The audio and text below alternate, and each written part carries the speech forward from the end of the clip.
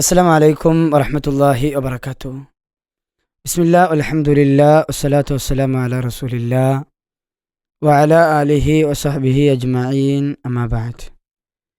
ഏറെ സ്നേഹം നിറഞ്ഞ പീസ് റേഡിയോ ശ്രോതാക്കളെ, വിശ്വാസിനികളെ, കൂട്ടുകാരെ, വേൾഡ് അറബിക് ഡേയുമായി ബന്ധപ്പെട്ട് നമ്മുടെ കൊച്ചു കൂട്ടുകാർക്ക് വേണ്ടി ഒരുക്കുന്ന അൽ അദീബ് എന്ന പ്രോഗ്രാമിലാണ് നാം ഒരുമിച്ച് കൂടിയിട്ടുള്ളത്. ഏകദേശം ഒരു 37 എപ്പിസോഡുകളാണിപ്പോൾ തീർന്നത് അല്ലേ? അതെ അതെ. ഇനി 38ാമത്തെ എപ്പിസോഡിലേക്കാണ് നമ്മളിപ്പോൾ കടന്നിട്ടുള്ളത്. ഇതിലും ഒരുപാട് സോങ്ങുകളും സ്പീച്ചുകളും നമ്മെ കാത്തിരിക്കുന്നുണ്ട്. ഇൻഷാ അല്ലാ നമുക്ക് ഇന്നത്തെ ഒന്നാമത്തെ പ്രോഗ്രാമിലേക്ക് കടന്നാലോ? അതെ അതെ, നമുക്ക് ആദ്യം ഒരു പാട്ടായിക്കോട്ടെ. ഇൻഷാ അല്ലാ. ഇന്നത്തെ പ്രോഗ്രാം ആരാണ്? അതെ, ആദ്യം നമുക്ക് വേണ്ടി പാടുന്നത് റസ ഫാത്തിമയാണ്. റസ ചിറമംഗലം പരപ്പനങ്ങാടി ചിറമംഗലം AUP സ്കൂളിലെ 5ാം ക്ലാസ് വിദ്യാർത്ഥിനിയാണ്. റസയുടെ പാട്ട് നമുക്കൊന്ന് കേൾക്കാം ഇൻഷാ അല്ലാ. അസ്സലാമു അലൈക്കും വറഹ്മത്തുള്ളാഹി വബറകാതുഹു. സലാമി സലാമി ലിഖൗമിൻ കിറാമി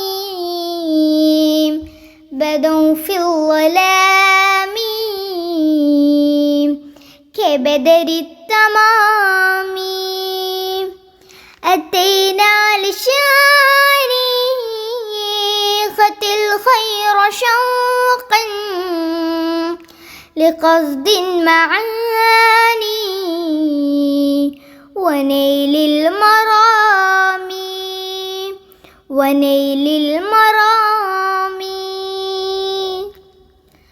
رسمنا خطانا إلى مبتعانا فنلنا منانا بأرض السلام قصدنا المعاني بها والأمان ودفك الزمان سراجا لنا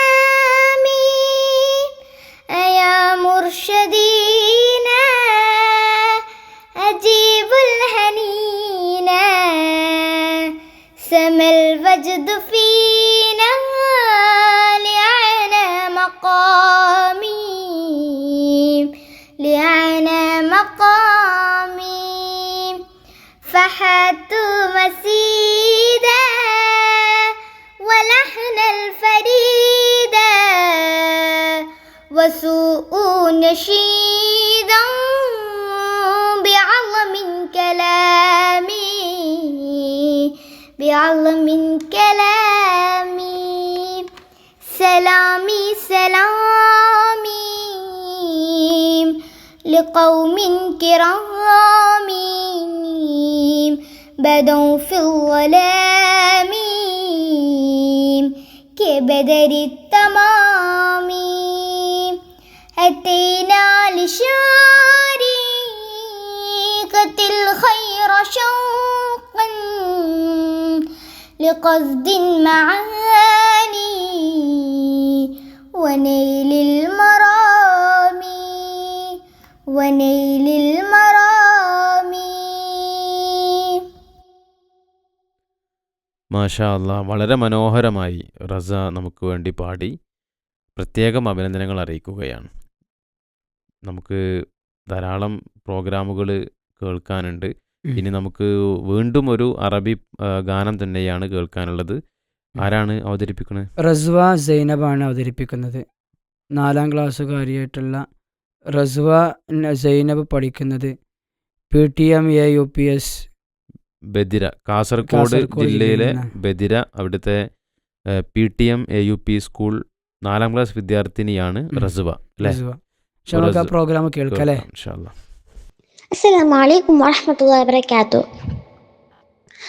عشش بالإحسان شف شف بامتناني عشش بالإحسان شف شف بامتناني صابر بالإسعاف لامع بالشواتي صابر بالإسعاف لامع بالشواتي هذا نعم هناني هذا طلب زماني هذا نعم هناني هذا طلب زماني بعدا بعدا نفسيني شدد ربط شاني بعدا بعدا نفسيني شدد ربط شاني عشش بالإحسان شوف شوف بامتناني عشش بالإحسان شوف شوف بامتناني صابر بالإسعاف لامع بالشواتي صابر بالإسعاف لامع بالشواتي هذا نعم هناني هذا طلب زماني هذا نعم هناني هذا طلب زماني بعدا بعدا نفسيني شدد ربط شاني بعدا بعدا نفسيني شدد ربط شاني حيرانا فيضانا حيرانا حيرانا فيضانا قد فاد بعد بلادي مرآنا حيرانا فيضانا قد فاد بعد بلادي مرآنا نرى نرى هبا جرى جرى شفا نرى نرى هبا جرى جرى شعفا نمشي بعير العذاب نمشي بعير العذاب مهما منا ذهب عنا مهما منا ذهب عنا ننال نور المروى ننال نور المروى مروى مروى مروى مروى مروى عشش بالإحسان شوف شوف بامتناني عشش بالإحسان شوف شوف بامتناني صابر بالإسعاف لامع بالشواتي صابر بالإسعاف لامع بالشواتي هذا نعم هناني هذا طلب زماني هذا نعم هناني هذا طلب زماني بعدا بعدا نفسيني شدد ربط شاني بعدا بعدا نفسيني شدد ربط شاني ريحانا فرحانا ريحانا ريحانا فرحانا نحن هنا دعاء يا إخوانا ريحانا فرحانا نحن هنا دعاء يا إخوانا دعا دعا هميا فوق ببشاشة دعا دعا هميا فوق ببشاشة نجهت علو البلاد نجهت علو البلاد نحن بهم ذمة ولودي نحن بهم ذمة ولودي نتهنى كل صلاحا نتهنى كل صلاحا صلاحا صلاحا صلاحا صلاحا صلاحا عشش بالإحسان شوف شوف بامتناني عشش بالإحسان شوف شوف بامتناني صابر بالإسعاف لامع بالشواتي صابر بالإسعاف لامع بالشواتي هذا نعم هناني هذا طلب زماني هذا نعم هناني هذا طلب زماني بعدا بعدا نفسيني شدد ربط شاني بعدا بعدا نفسيني شدد ربط شاني عشش بالإحسان شوف شوف بامتناني عشش بالإحسان شوف شوف بامتناني. മാഷാ അല്ലാ, റസുവ വളരെ മനോഹരമായിട്ട് ഈ ഒരു അറബി ഗാനം നമുക്ക് വേണ്ടി ആലപിച്ചു. പ്രത്യേകം അഭിനന്ദനങ്ങൾ അറിയിക്കുകയാണ്. കാസർഗോഡ് ജില്ലയിലെ ബദിര PTM AUP സ്കൂളിലെ 4ാം ക്ലാസ് വിദ്യാർത്ഥിനിയാണ് റസുവ. പ്രത്യേകം അഭിനന്ദനങ്ങൾ ഒരിക്കൽ കൂടി അറിയിക്കുന്നു. ഇനി നമുക്ക് ഒരു പ്രസംഗം കേട്ട് നോക്കാം അല്ലേ? കേൾക്കാം. നമുക്ക് പ്രസംഗം അവതരിപ്പിക്കുന്നത് റീഹ ഫാത്തിമയാണ്. 4ാം ക്ലാസ്സുകാരിയാണ്. അതെ, മോവഞ്ചേരി UP സ്കൂളിലെ 4ാം ക്ലാസ് വിദ്യാർത്ഥിനിയാണ് റീഹ. ഉം. അപ്പോൾ റീഹ എന്ത് വിഷയമായിട്ടാണ് ഈ ഒരു പ്രസംഗം അവതരിപ്പിക്കുന്നത് നമുക്കൊന്ന് നോക്കാം. നോക്കാം ഇൻഷാ അല്ലാ. السلام عليكم ورحمة الله وبركاته. الحمد لله الذي خلقنا لعبادته والتوحيد والصلاة والسلام على رسول الأمين وعلى آله وصحبه أجمعين. أيها الأحبة والأساتذة الكرام، في كلمتي لهذا الجمهور العفير الله أمامك مسألة خطيرة للمناقشة. التوحيد هذا هو أساس الدين.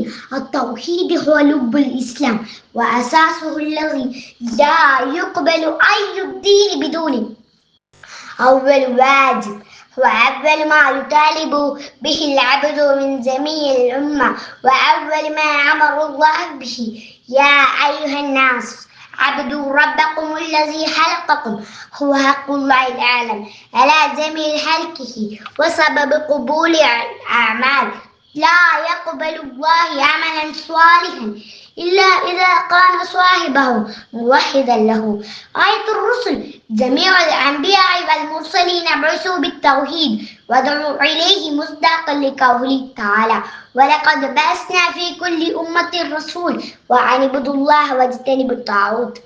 أيها الأحبة، هل تساءلت يوما معنى التوحيد؟ عبادة الله وحده لا شريك له. توحيد الله في ذاته والصفات والأفعال وعدم مشابهته لمخلوقاته. هل حاولنا أن نتعلم من قبل؟ فللتوحيد من مات عليه يدخل الجنة بفضل الله ورحمته، سبب لدخول الجنة بلا سابقة عذاب. وإن كان فيه بعض العساد من أقبل على ربه وتقرب إليه تلقاه مولاه. في القرآن سورة يعرف بالسورة توحيد. هل تدرون؟ نعم. قل هو الله أحد الله الصمد لم يلد ولم يولد ولم يكن له كفوا أحد. وفي ختام حديثي أود أن أضيف: على العبد أن يقوم بما خلق له، عبادة الله معرفة الله. يتوجب على العبد أن يتوب إلى الله توبة نصوحا يحصل له كل مطلوب. وآخر دعوانا أن الحمد لله رب العالمين. السلام عليكم ورحمة الله وبركاته. വഅലൈക്കും അസ്സലാം വറഹ്മത്തുള്ളാഹി വബറകാത്ത്. വളരെ ആവേശം ജനിപ്പിക്കുന്ന രൂപത്തിൽ നല്ല ചാതുരിയോടുകൂടി റീഹ ഫാത്തിമ നമുക്ക് വേണ്ടി ഇവിടെ ഒരു പ്രസംഗം അവതരിപ്പിച്ചു. 4ാം ക്ലാസ് വിദ്യാർത്ഥിനിയാണ്. മോവഞ്ചേരി UP സ്കൂളിലെ 4ാം ക്ലാസ് വിദ്യാർത്ഥിനിയാണ് റീഹ. പ്രത്യേകം അഭിനന്ദനങ്ങൾ അറിയിക്കുകയാണ്. അപ്പോൾ ഏതായാലും ഇനി ഉഷാറായിട്ടല്ലേ? ഒരു പ്രസംഗമൊക്കെ നമ്മൾ കേട്ടു. ഇനി നമ്മൾക്ക് ഒരു പാട്ട് കേൾക്കാം അല്ലേ? കിടക്കാം ഇൻഷാ അല്ലാ. ആരാണ് പാടുന്നത്? പാടുന്നത് ഫിദ ഫർഹ VP ആണ്. GLPS റിദ ഫർഹ VP. റിദയാണല്ലേ? അതെ അതെ, റിദ ഫർഹ VP ആണ് നമുക്ക് വേണ്ടി അറബി ഗാനം ആലപിക്കുന്നത്. റിദ എവിടെ പഠിക്കണേ? GLPS പുൽവെട്ട. കരുവാരക്കുണ്ട് അടുത്തുള്ള GLPS പുൽവെറ്റ, അവിടുത്തെ 4ാം ക്ലാസ് വിദ്യാർത്ഥിനിയാണ് റിദ അല്ലേ? റിദ ശരി. ഓക്കെ, അപ്പോൾ റിദയുടെ ഗാനം നമുക്കൊന്ന് കേട്ട് നോക്കാം ഇൻഷാ അല്ലാ. السلام عليكم ورحمة الله وبركاته. غرد يا شبل الإيمان، غرد واسدح بالقرآن. غرد يا شبل الإيمان، غرد واسدح بالقرآن. فيه الحق وفيه النور، فيه اللؤلؤ والمرجان. فيه الحق وفيه النور، فيه اللؤلؤ والمرجان. غرد يا شبل الإيمان، غرد واسدح بالقرآن. أبدا لا يعلو كتاب أبدا لا يمحو سواد أبدا لا يعلو كتاب أبدا لا يمحو سواد أنزله رب وهاب رب تواب رحمن أنزله رب وهاب رب تواب رحمن غرد يا شبل الإيمان غرد واسدح بالقرآن غرد يا شبل الإيمان غرد واسدح بالقرآن فيه الحق وفيه النور فيه اللؤلؤ والمرجان فيه الحق وفيه النور فيه اللؤلؤ والمرجان غرد يا شبل الإيمان غرد واسدح بالقرآن أتل السطر وراء السطر فالقرآن ربيع العمر أتل السطر وراء السطر فالقرآن ربيع العمر والقرآن شفاء الصدر فيه الرحمة والغفران فالقرآن شفاء الصدر فيه الرحمة والغفران غرد يا شبل الإيمان غرد واسدح بالقرآن غرد يا شبل الإيمان غرد واسدح بالقرآن غرد يا شبل الإيمان غرد واسدح بالقرآن فيه الحق وفيه النور فيه اللؤلؤ والمرجان فيه الحق وفيه النور فيه اللؤلؤ والمرجان غرد يا شبل الإيمان غرد واسدح بالقرآن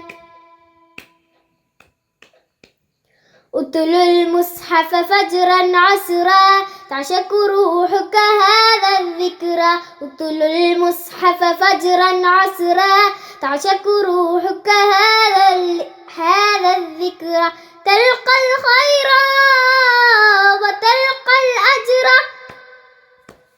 تلقى الخير وتلقى الأجر تلقى الخير وتلقى الأجر وتحرر فيه الإنسان تلقى الخير وتلقى الأجر وتحرر فيه الإنسان غرد يا شبل الإيمان غرد واستح بالقرآن شكرا മാഷാ അല്ലാ, നല്ല പ്രോഗ്രാമാണ് റിദ ഫർഹ വി പി അവതരിപ്പിച്ചത്. ഏതായാലും ഉഷാറായിട്ടാണ് അല്ലേ? അതെ. നല്ല ആവേശം ചെലുത്തുന്ന ഒരു പ്രോഗ്രാം ആയിരുന്നു. ഇതുപോലെ എല്ലാ മക്കളും അവർക്ക് ലഭിക്കുന്ന അവസരങ്ങൾ മുതലാക്കണം എന്നറിയിക്കുകയാണ്. പീസ് റേഡിയോയിൽ ഒരുപാട് അവസരങ്ങൾ ഒരുക്കുന്നുണ്ട് അല്ലേ? അതെ. അപ്പം നമ്മുടെ കഴിവുകളെ വളർത്താൻ നല്ലൊരു സംവിധാനമാണ് പീസ് റേഡിയോ. പിന്നെ അവർക്ക് ഒരുപാട് അവസരം, ഇപ്പോൾ ടെലിക്യൂസ്, അത് സാധാ ടെലിക്യൂസും ഖുർആൻ ടെലിക്യൂസും ഒക്കെ ഉണ്ട്. അതൊക്കെ അവർക്ക് വളരെ പ്രോത്സാഹനം ലഭിക്കുന്ന ഒരു സംഗതി തന്നെയാണ്. അതെ. അതുപോലെ തന്നെ അറിവും അതുപോലെ തന്നെ വിനോദവും കോർത്തിണക്കിക്കൊണ്ടാണ് പീസ് റേഡിയോയുടെ പ്രോഗ്രാമുകളൊക്കെ ഉള്ളത്. അപ്പോൾ അതുകൊണ്ട് നമ്മൾ പരമാവധി എന്ത് ചെയ്യുക, അത് ഉപയോഗപ്പെടുത്തുക. ഇൻഷാ അല്ലാ. അപ്പോൾ നമുക്ക് ഈ ഒരു എപ്പിസോഡ് ഇവിടെ അവസാനിപ്പിക്കണം. ഇനിയും മറ്റ് എപ്പിസോഡുകളിൽ ഇനിയും കൂട്ടുകാരുടെ ധാരാളം പ്രോഗ്രാമുകൾ ബാക്കിയാണ്. എപ്പിസോഡുകൾ നീണ്ടു കിടക്കുകയാണ്. അതെ അല്ലേ? ഇനിയും ഒരുപാട് വരാനുണ്ട്. അപ്പോൾ അത് നമുക്ക് സന്തോഷം നൽകുന്ന ഒരു കാര്യമാണ്. ധാരാളം കൂട്ടുകാർ പ്രോഗ്രാം റെക്കോർഡ് ചെയ്ത് അയച്ചു എന്നുള്ളത് നമുക്ക് ഏറെ സന്തോഷം നൽകുന്ന കാര്യമാണ്. അപ്പോൾ എല്ലാവരുടെയും പ്രോഗ്രാമുകൾ പരമാവധി ഉൾപ്പെടുത്തണമെന്നുള്ള രൂപത്തിലാണ് ഇത്ര നീണ്ട എപ്പിസോഡുകൾ പീസ് റേഡിയോ ഇതിനു വേണ്ടി സംവിധാനിച്ചിട്ടുള്ളത്. ശരി. ഏതായാലും നമുക്ക് ഈ ഒരു എപ്പിസോഡ് ഇവിടെ വൈൻഡ് അപ്പ് ചെയ്യാം അല്ലേ? അതെ. ഇൻഷാ അല്ലാഹ് നമുക്ക് മറ്റൊരു എപ്പിസോഡിൽ വീണ്ടും കാണാം. ഇൻഷാ അല്ലാഹ്. അസ്സലാമു അലൈക്കും വറഹ്മത്തുള്ളാഹി.